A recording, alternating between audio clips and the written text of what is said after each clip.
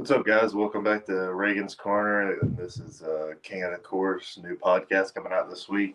We'll be covering some new stuff, new location this week. So excited to get it started. First off, I want to thank Reagan's Corner for getting this up. StreamYard, go check out Reagan's Corner's merch and everything that they got. They got some sweet shirts and sweatshirts and stuff. And you need to go check out their website. They got a couple new podcasts coming out, and satellite baseball is heating up, so we need to go check out those broadcasts and see how the season's going and everything that they got going on over there. They got some new players coming in. We got some new employees coming in too. Some swimmer from Notre Dame, so it's pretty exciting stuff going on at Reagan's Corner. We're starting to grow, and it's pretty exciting. And, so just check that out. Also want to give a shout out to everyone that's been watching this, everyone that's been subscribing and the likes and everything. We couldn't do it without you guys. So go keep doing that. Keep liking this. Subscribe if you have any questions or comments. Just put them down below, and I'll make sure to answer them all. Like the video and subscribe to the channel, guys. So thanks for doing it so far. So we'll get right into it today. Today we'll be covering a little bit of sports, but mainly we're going to be talking about the PGA Championship, which is coming up this week at Southern Hills Golf Club in Oklahoma. So pretty big event this week. Tiger Woods is scheduled to play in it so far. He was seen at the course playing practice rounds and stuff, so it's pretty exciting. I think a lot of people are excited to see how he plays and if he actually ends up playing. I know there's a lot of people that are hoping that he ends up playing, but we'll never know. I guess in the Masters he played, so I think there's a good chance that he'll end up teeing it up, but we'll see. You never know. Tiger, something new could happen, another car accident, so hope not.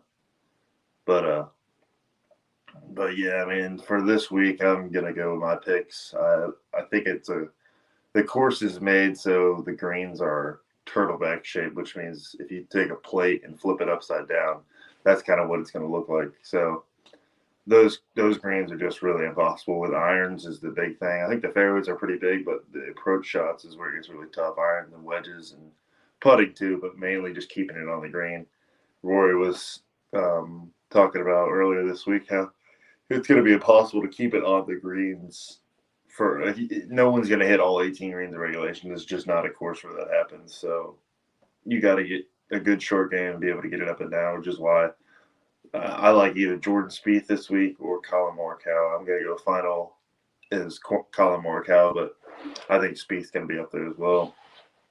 Justin Thomas has been playing pretty well lately, so I wouldn't be surprised to see his name up there, but I think that it's just going to be, I think it's going to be Colin Morikawa, just the way he strikes his irons. Hasn't been playing the best lately, but, I mean, he's got a PGA Championship already under his belt. He knows how to finish off the tournaments and stuff, so I'm not too worried about the way that he's going to play. I think he's gonna be doing all right, so. Another big thing this week was Phil Mickelson saying he wasn't going to play and try and get his title back. He won the PGA Championship last year, just because all the things with the Live Golf Tour and Saudis that are going on over there and that league that's getting started. I think he just doesn't even want to like mess with the PGA Tour just because of what he's been doing with them and the way that he treated them. I think nobody really wants him to play on the PGA Tour either. So that's kind of big news. I think some people were happy about that and some people were pretty upset. So it just depends on which side you're on with that, honestly. I think Phil just needs to, in my opinion, he needs to figure out which tour he wants to play on, if he wants to play on Live Golf Tour full-time or PGA Tour full-time. And if it's PGA Tour, he needs to make an apology to the commissioner and to all the players. But if it's the Live Golf Tour, then he's never going to play on the PGA Tour again, and he might never play in a major again. So we'll see how that goes. But I think he's made a big mistake just because, well, first of all, he was in $40 million debt, which is also why his caddy left him, Jim Bones Mackay. A couple years back, he couldn't afford to pay him for some of the tournaments and stuff. So that was just kind of something that wasn't known until now, but I mean, when he's at that point, he should have known that he was in too much debt. And I think the $135 million that the Live Golf Tour was going to pay him just for signing was the thing that made him really want to play over there. I don't think it was the way the tournaments are run or anything. I think it was the money because that can make it a lot easier for him to pay off the debt that he's in. And I don't think the PGA Tour is going to pay him that much just for playing in tournaments. I think down the road he's going to make like 30 million a year or something like that just for being who he is on the PGA Tour and just for showing up to tournaments, signing autographs and stuff. I mean, he was playing more on the Champions Tour at this point. He had won 4 tournaments on the Champions Tour. I think he only played in 4 or 5 tournaments, so he hadn't lost much on there. So, I mean, everyone was really liking what he was doing, and this just turned it all upside down. Big mistake by Phil, but let's see what happens. Maybe you can flip it around and see if some people like him. Maybe some people do like what he's doing. I don't know. I mean, if you're a true Phil fan, then you can't turn your back on him, right? So, see how that's going. And but yeah, for this week, I'm going Colin Morikawa. That's my final pick. Put the bets in now because he's gonna win. And next thing I'll cover is the NBA tournament.